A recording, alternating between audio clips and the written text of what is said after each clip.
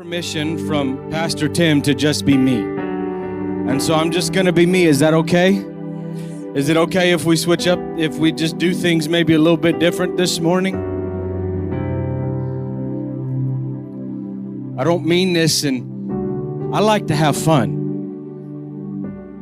I know the atmosphere that's in here, but some of the greatest times I've ever had in my life have been in atmospheres just like this. And we don't have to we come into it sober but not somber. Sober but not somber. Somber is downhearted and trodden. Sober means I have my right mind in the atmosphere that I'm in this morning. So I don't know about you, but I came to have fun today. Did you come to have fun today? It says we get to splash in the banks of the Jordan. We get to go down and come back up brand new and different than when we went in. So what if the atmosphere is a little bit different this morning? So what if it felt a little bit hard? And so what if it felt a little bit heavy? Splendor of His majesty this morning. We are His righteousness this morning. So let's have a good time today, right? I don't come into the presence of God to get operated on and then He kick me in the rear and say, better luck next time. No, He comes in and He cuts on us and then He rubs the balm of Gilead over it and He heals you to the point that there's not even scars when you leave. He's never lost a patient. He's a good surgeon. He's a good doctor. He's a healer. Your miracle is in the room this morning, whether you feel it or not. I did not come to leave the same. Not another habitual service. Lord, I ask that You would wreck us this morning. That whatever it takes, whatever we got to do. You know, excuse me. I was watching some old Brownsville videos.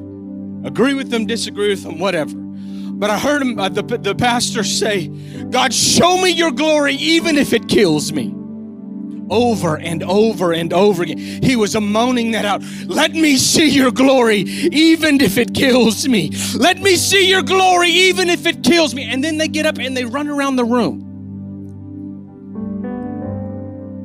So if glory means death, then we have fun in that. Because when we die, we get resurrected again with Him. So let's have a good time this morning. You ready to have a good time this morning? I'm ready to have a good time this morning. Life is too short and too hard not to have a little bit of fun sometimes. But that's not the atmosphere of the service. We should just, I know, but I got permission to be me. And I don't do very good when it's just quiet and calm. And I don't. The Spirit of God in me sometimes draws me to that, and I have to. But I'm ready to have some fun this morning. How many of you have had a lot of fun this week? No? Really? Wow, could have fooled me.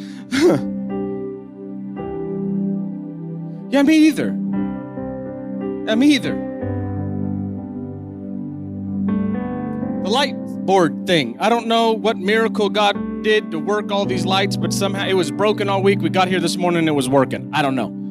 Stressing me out. Couldn't get the words. The thing was glitching. All of this happened 30 minutes before Pop called me on Saturday, said, you're preaching tomorrow. What? Everything's falling apart and you want me to carry a word?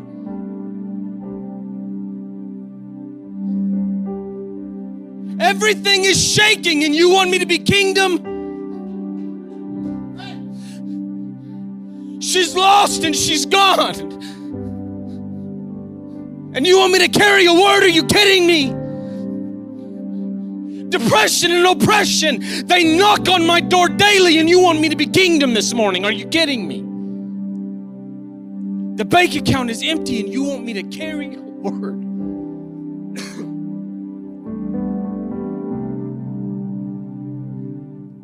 But then, this is what I wrote down. That we're coming together today just like a family reunion. Yeah, sure, Uncle Scooter and Aunt Nene is over in the corner fighting. And if you ever been, we don't have very many family reunions because it takes about 5.5 to 10 years for the fights to happen to get resolved at the family reunions before you can have another one. But this is what I wrote. But the tea is extra sweet and ice cold, and the mac and cheese is thick and creamy this morning. So why don't we just sit down at the table at this family reunion, and as he prepares a feast for us in the presence of our enemies, let's go ahead and partake of that thing and have some fun this morning. You know what I'm saying? Let's have a good time this morning. Let's encourage ourselves in this. Because though he slay me, yet will I serve him. Though 1,000 may fall at one side and 10,000 at my right hand, it shall not come nigh my dwelling. Even if it feels like it's in the middle of your dwelling, he cannot touch a hair on your head this morning. I'm getting ahead of myself. This was my intro. Today is a good day because we woke up. Today is a good day because we had the ability to roll out of bed. Today is a good day because I had the ability to brush my teeth and grab a cup of coffee on the way here. And guess what? I drove here. Is it my dream car? No. I didn't even get to drive my dream car, which I do have. The transmission blew in it, and I have to ride a bike with the forks are busted out in it and stuff, and I'm here. Is that my dream? No. But I woke up this morning. And I didn't have to walk to get here. It wasn't my dream car, but he's fulfilling that on the inside of me, that what I give you is your dream.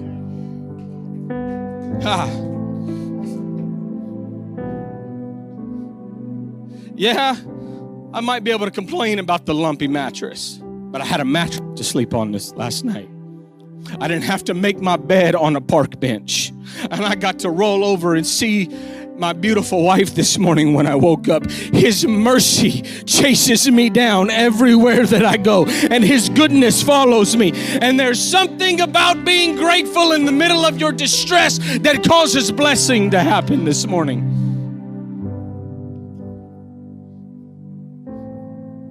This is what I wrote down.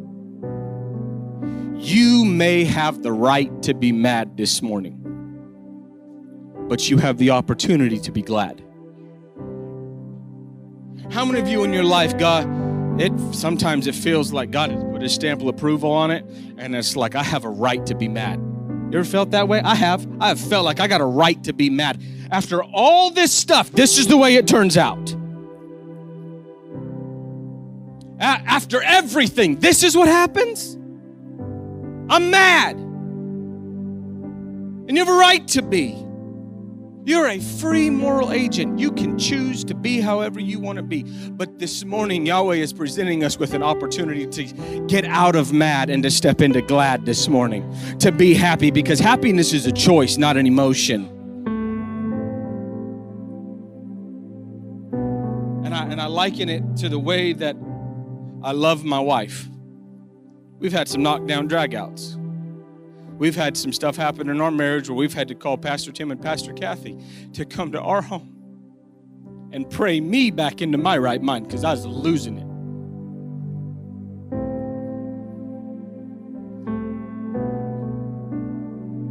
Mad at me, but never stopped loving me. Mad at her, but never stopped loving her. Just because I feel unhappy in the moment does not mean that I'm unhappy with the marriage. It just means that I have an emotion that's fleeting, and tomorrow when I wake up and I have the second cup of coffee because I missed my second one today, it'll be better, right? I have my rock star and everything will go away. It's an emotion. But we've been given power and authority to control those things.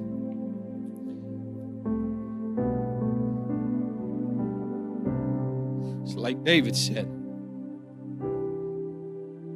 I have been young and now I'm old, and I've never seen the righteous forsaken or his descendants begging bread.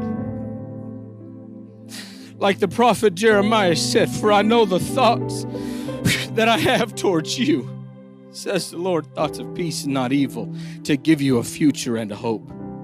And that same prophet in Lamentations said, through the Lord's mercies we are not consumed, but his compassions never fail. They are new every morning. Great is your faithfulness. The Lord is my portion. Says my soul, therefore I hope in him. He is an ever-present help in our time of need, is he not? Excuse me while I pop the top off this thing.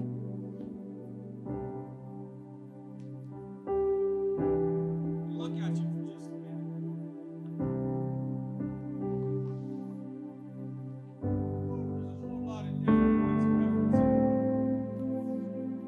Better use the mic so the cameras can hear me. None of us come from the same place. None of us know exactly where the other one's coming from.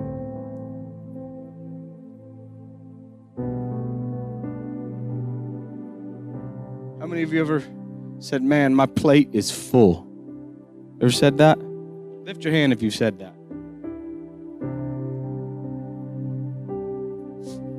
This morning, we're going to talk about full plates and overflowing cups. Whew.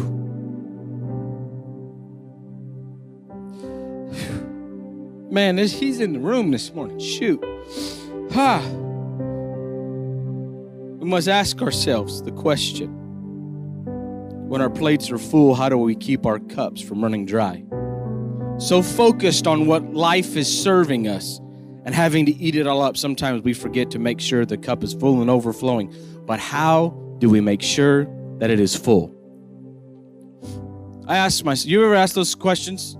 Okay, I'm supposed to have an overflowing cup, but how do I make sure that it's overflowing? You ever asked yourself stuff like that? Well, this is how. If you would please go ahead and turn with me. Sorry, guys, my notes are all out of order. But that's the way I work. Very ADD. Squirrel. And I like to make jokes sometimes. I'm the youth pastor here, and the students who I love, I can't even look at them. I'll start getting emotional. Whew.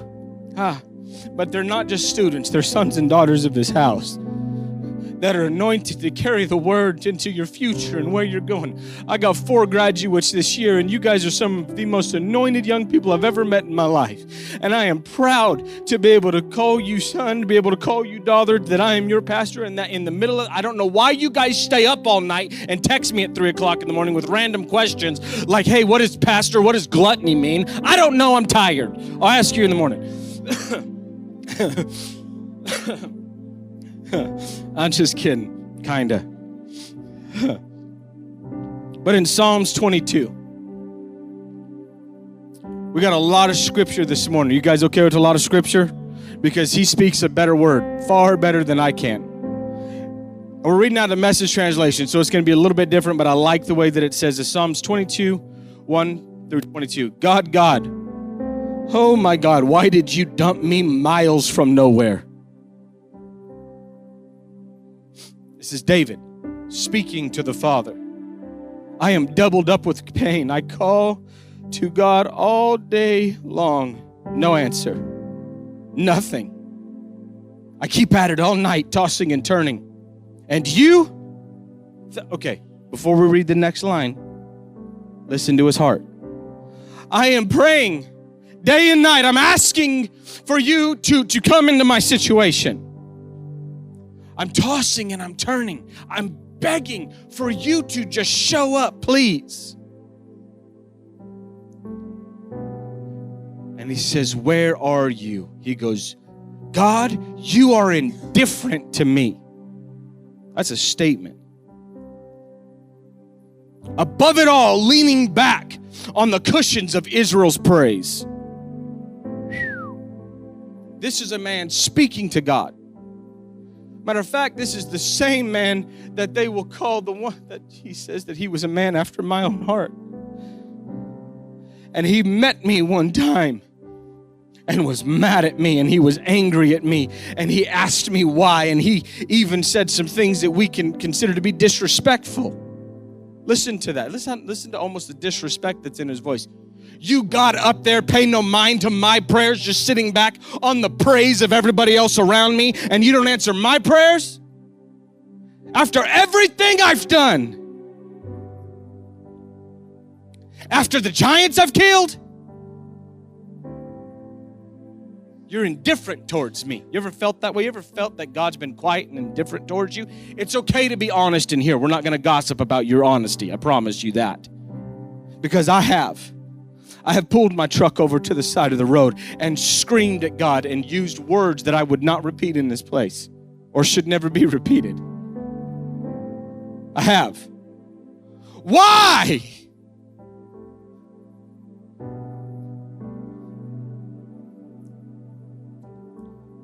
And it says, I am here, I am nothing, I am an earthworm, something to be stepped on, something to be squashed. Everyone pokes fun at me. They make faces at me and they shake their heads at me. And then they say, let's see how God handles this one since God likes him so much. Let God help him. You ever felt? But I have a question. Is any of that even true? Or is it just the way he feels in the moment? Maybe yes, maybe no. Because at certain points in David's life, everyone around him was trying to kill him, chased him into caves. We'll talk about that in a minute. But some of us sometimes, and I want to respect your time. I'm going to try to go hurry. But some of us sometimes we get this thing in our mind, and I've been there before. Pastor Tim has used this illustration a number of times, that there'll be a group of people over in this corner, you're standing in the middle, and then there's this crazy thing happening behind you, but you're facing this way. You don't see anything happening behind you, but all you see is all these people making faces and pointing and staring and laughing, and in your mind, you build up an entire scenario of what that group of people thinks about you, and guess what? They never even mentioned your name. And the problem with the situation is the group didn't make themselves friendly. You didn't make yourself friendly. And so now there's no relationship there. And this whole giant thing has happened because somebody tripped and fell right behind you. Don't let your imagination create scenarios that don't exist, especially when it pertains to the bride of Christ. Because then all of a sudden there's a separation, and spots, wrinkles, and blemishes are the thing that will adorn her gown at that point.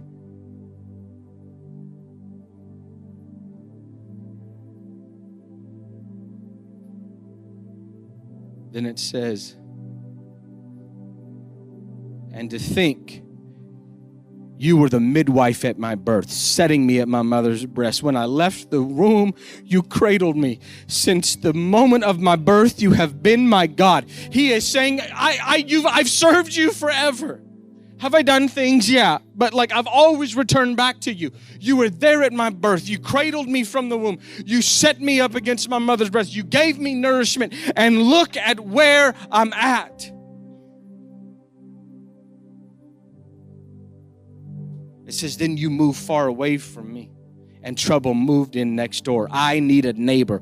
Herds of bulls come at me, raging bulls in a stampede, horns lowered, nostrils flaring. Like a herd of buffalo, they move on. It says, I am a bucket kicked over and spilled. Every joint in my body is being pulled apart. My heart is a blob of melted wax in my gut. I am dry as a bone. My tongue is black and swollen. They have laid me out in the dirt for a burial. Now packs of wild dogs come at me. Thugs gang up on me. They pin me down hand and foot. They lock me in a cage. A bag of bones in a cage. And I'm stared at by everyone that goes by just looking at my trouble. And they've even taken my wallet. They've taken the shirt off my back. They throw dice for my clothes. And then he begins to beg. God, don't put off my rescue. Hurry up and help me. Don't let them cut my throat. Don't let those mongrels devour me. If you don't show up soon, I'm done for. I will be gored by the bulls, and I will be meat for lions. Think about that for a moment. Think about those statements. The anxiety and the depression and the oppression and the fear and the torment and the what ifs that are in his mind at the moment. And I'm going to tell you something right now. God is big enough to handle every single one of those things if you'll bring it to him and set it at his feet. Wouldn't you say that David's plate was pretty full at the moment? Not only is he a giant killer, he's a leader of men. I'm not talking about a 14-year-old boy on the backside of a desert who at that moment was playing his harp and was killing lions and bears. But we also have to understand where David's coming from. How many of you know the story of David? I'm going to try to hurry, I promise. I'm trying to hurry, but we got to get through some of this. We got to lay a foundation for this. You know, David wasn't liked very much by his own family. That even when one of his brothers the family thought one of his brothers would have been anointed to be king, they left David on the backside of the desert tending sheep. Not only do we not think you're not going to be anointed king, we don't even think you're worthy enough to be invited to watch one of your brothers be anointed king. You don't even get to come to eat. So stay out there with your few sheep. Do what you got to do. You're not coming in here. He didn't even know the prophet was in town. Nobody even thought to tell him. How would that make you feel? And in those moments, on the backside of the desert, alone, tired, weary, smelling like sheep, he would pull out his harp and begin to praise.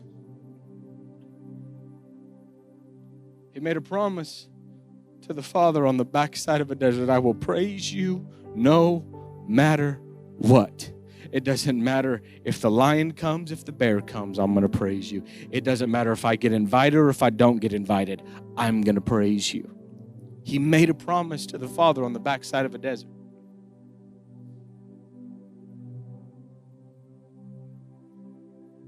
I don't know about you, but there are times in life my plate has been really full. I wanted a salad and a glass of water, but the Lord saw fit to take me to hometown and give me a big gulp. You know what I mean? Like, we're going to load you up, son.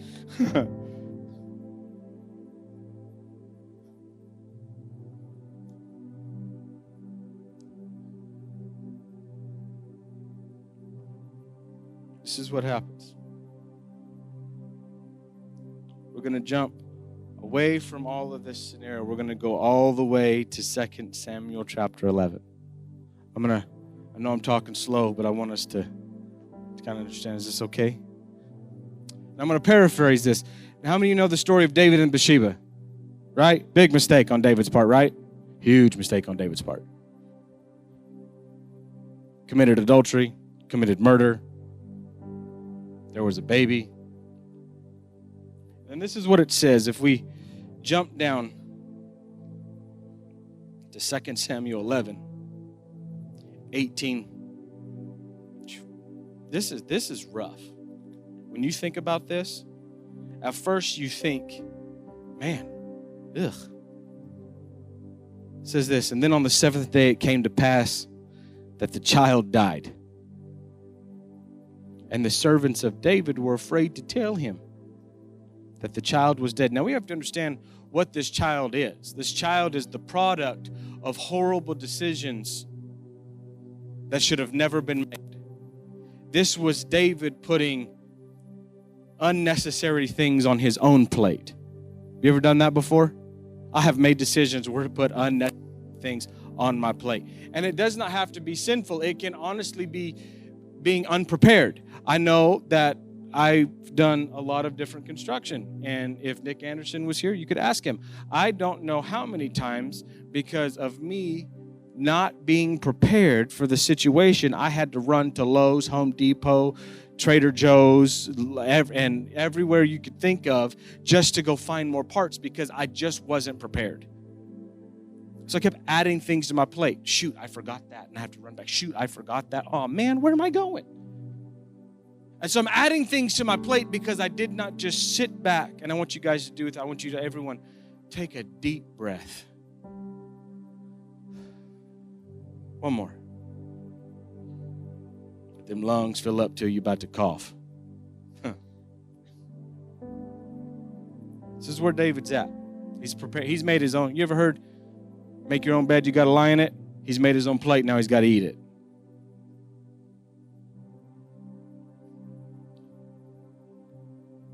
For they said, indeed, while the child was alive, we spoke to him, and he would not heed to our voice.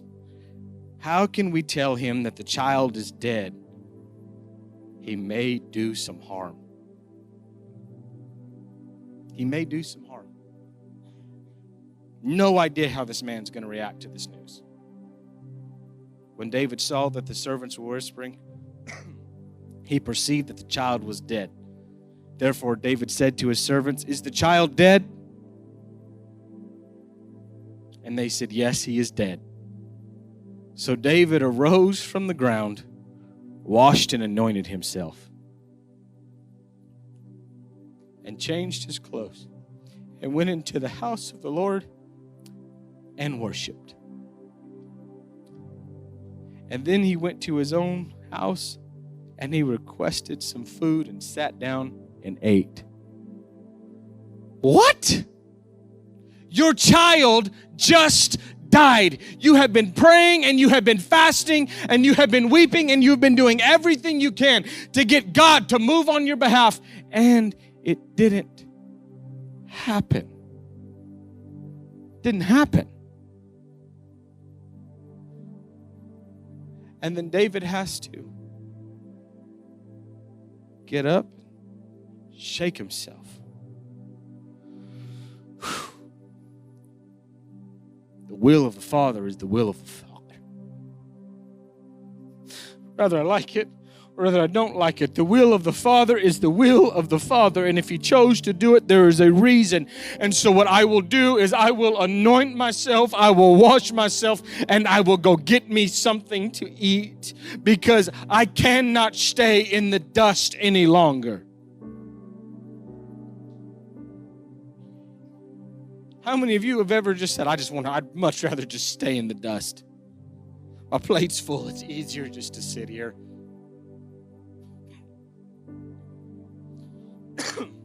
Why was David able to do that?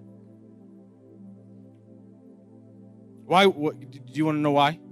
You want to know why David was able to shake himself, wash himself, anoint himself, and move forward?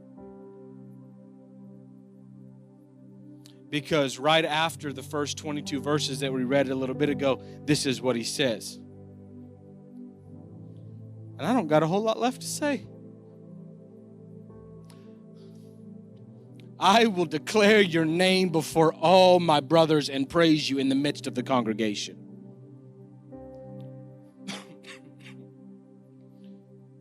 Those who fear Yahweh will praise him. Let all the seed of Jacob glorify him with your praises. Stand in awe of him, all offspring of Israel.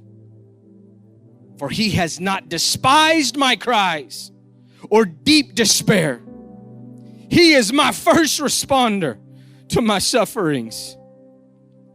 And when I was in pain, he was there all the time and heard the cries of my affliction. But you just said that he didn't.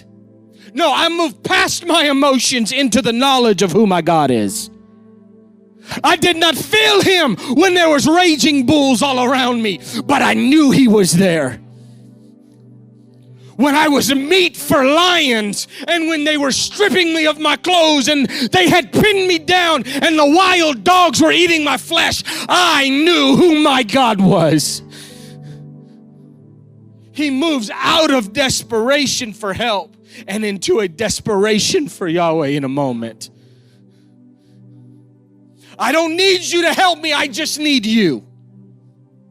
I don't need you to fix my situation, I just need you.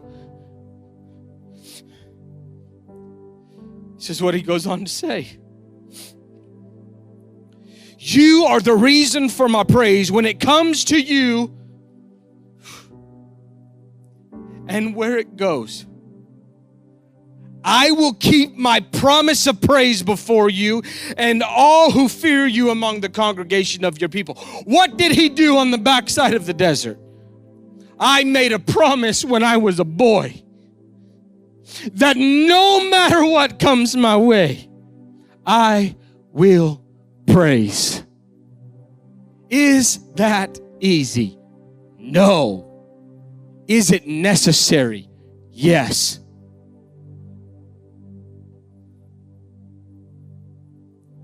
What is your promise this morning?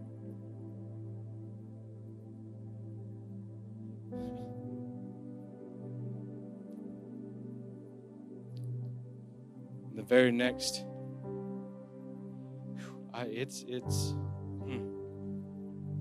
Psalms 23 is the very next chapter. Is this making sense this morning? You ever just felt like doing this?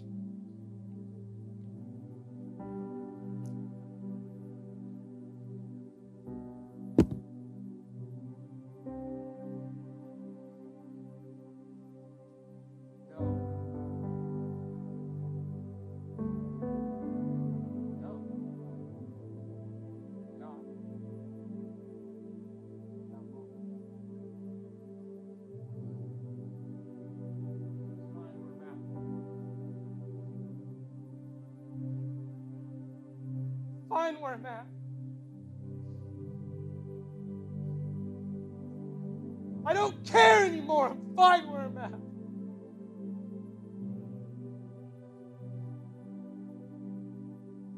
I'm better today than I was yesterday, right? Does anybody care to notice?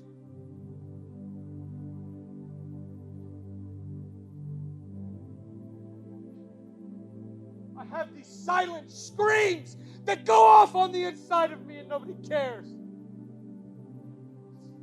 Done.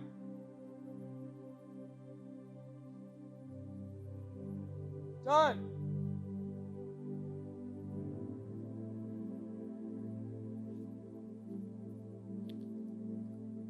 Just like Mary. I mentioned this last week.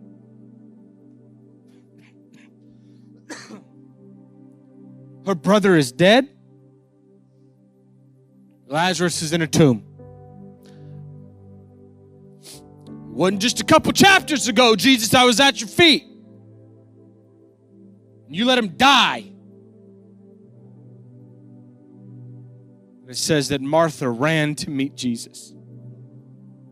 And Mary sat in the house. I don't care if he's coming. I'm not moving. He didn't answer my prayers. They're still gone and they're still broken.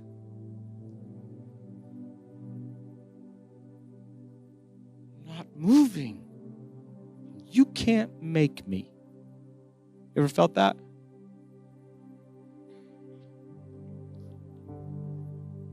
Then all of a sudden, sit there and just, I remember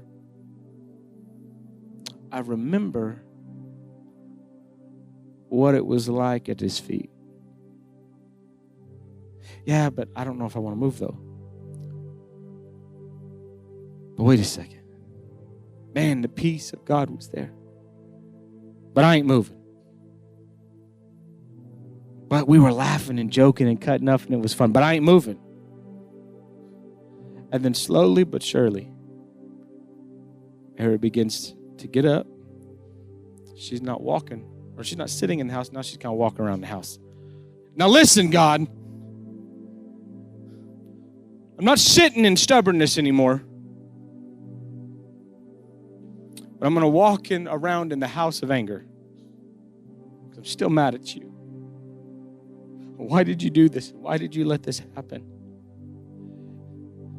The process of David's life is insane. From tops of mountains to valleys deep.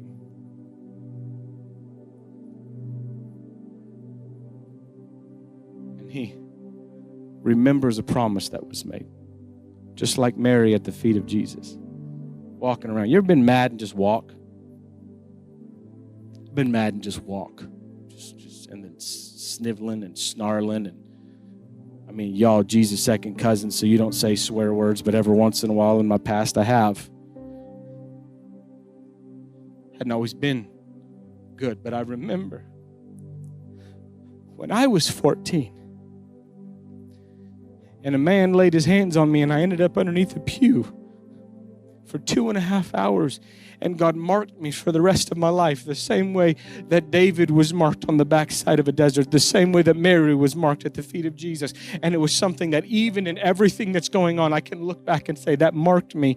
And I may not know where I'm at now, but I know where that was. And if I have to start all over again, I'm going to go back to where I first found him, where he first touched me, where he first delivered me, where I first found rest in him, where I first found peace in him. I will return back to my first love. So just like David gets up and shakes himself and anoints himself and moves on. Sometimes you just have to move on. And let his praise be continually in your mouth. My prayer is that the praise that is in the melody of our hearts would become the cadence that we march to every single day.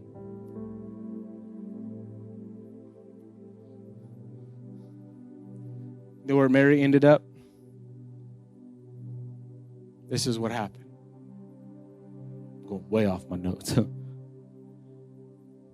Martha, who had ran to see Jesus and left Mary sitting, Martha ran up to a servant and said, "Go get Mary.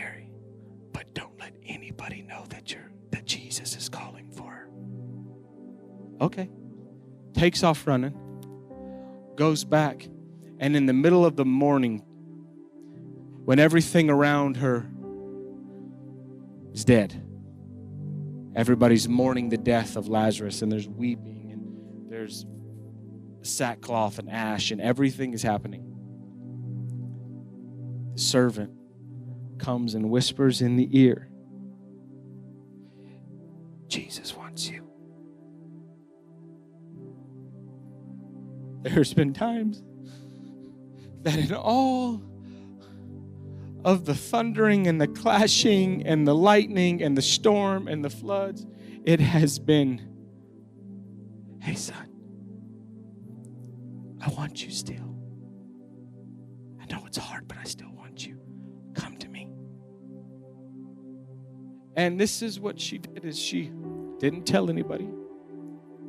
She opened the front door of the house of anger that she'd been walking around in and took off down the road.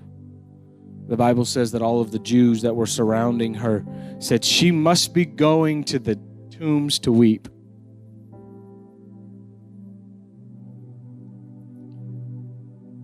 Did she have a right to go to the tombs and weep? Yes. Her plate was full. Now, but we have to understand now that the brother is dead, women in that society, the future wasn't very good for them. Everything has to get sold off. They have to get married off to an uncle or a cousin or something. And the life that they build goes to absolute waste, and it goes to absolute nothing. So she was not just mourning the death of a brother, she was mourning the death of an entire life that they had built together. It was gone. So she had every right, with that kind of full plate,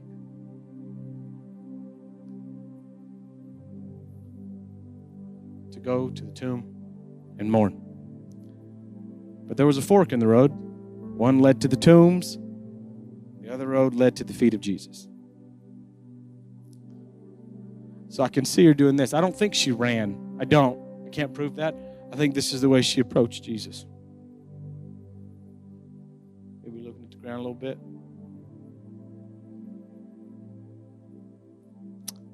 I know I probably should have not been angry with you, but I am.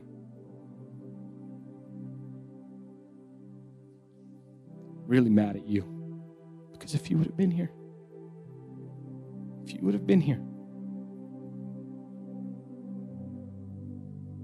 how many times in David's life, his fault, not his fault. A plate's full, and if you were here, whoever felt lonely, God, I have. And it wouldn't be that big of a deal if your plate was so full if you had somebody to help you eat it. But a lot of us don't, or we feel as if we don't. And so now our plate is heaping and it's overflowing, and nobody is there to help me.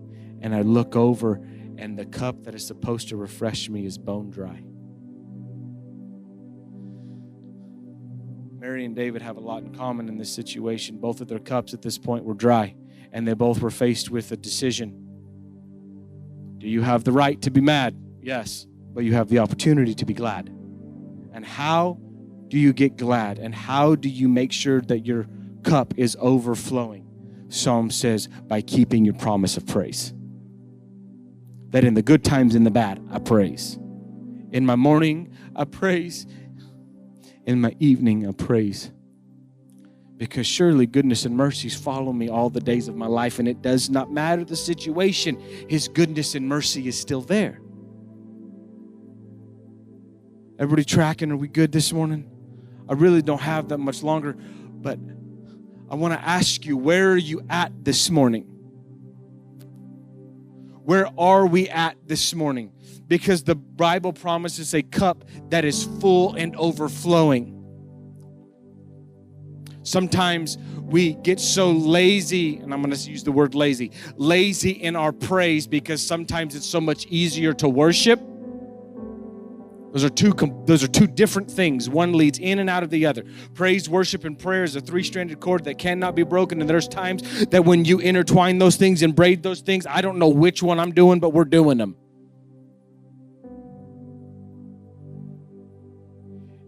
It is the rope that never breaks when you're at the end of it. Praise, worship, and prayer. I've been at the very end of my rope, and the only thing I can do now is just praise, worship, or pray, or maybe I'll do I don't know what I'm doing, but I'm going to do something. Jesus, help me. I remember in our family, and I've told this a bunch of times, I remember in our family when life really wasn't that great. And I watched my mom go get pots and pans. Start banging those things. Was it easy? No, that was not easy. But the thing is all of the thing that was supposed to fill the cup had begun to evaporate because it had been left alone for so long. That's the thing. You leave a glass of water outside for long enough, eventually it just evaporates and disappears.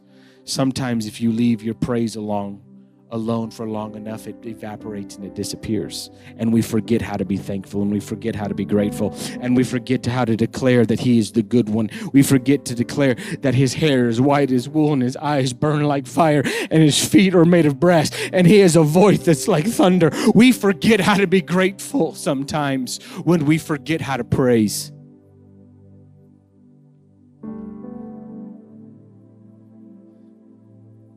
I thought this was going to go a whole different way this morning. I was ready to huck and buck and do all the stuff, about praise. But sometimes praise, you know what praise is? It's not the jumping and the shouting and the dancing and the spinning and the twirling. That's an aspect of it. But praise is saying, you are Alpha and you are Omega. You are the beginning and you are the end. You are the lily of this, just like we went through earlier. You are just declaring who He is, letting Him know that I know who you are. That's how you praise somebody. Then all of a sudden I see the level in my cup getting full.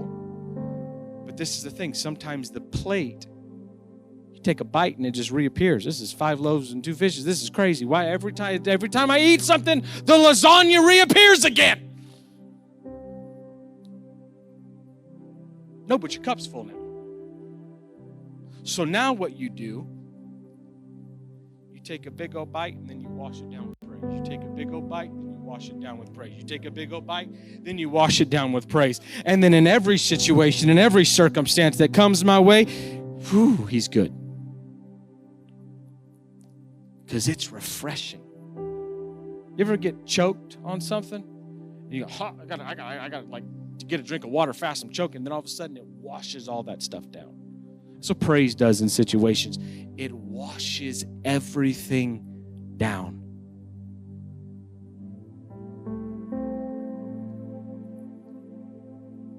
I have a question. Are you happy this morning? Really happy? I know this may have been a little bit different. But I want you to know that it doesn't matter how full your plate gets. As long as you will keep your promise of praise, your cup will always be overflowing with joy and peace and rest and long-suffering and salvation and goodness. His sovereignty is too good to leave you alone. How many of you agree he's good this morning?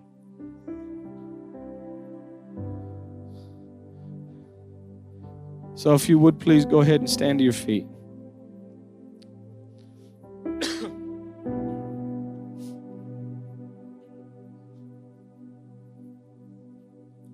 I have made up my mind. As for me and my house, we will serve the Lord.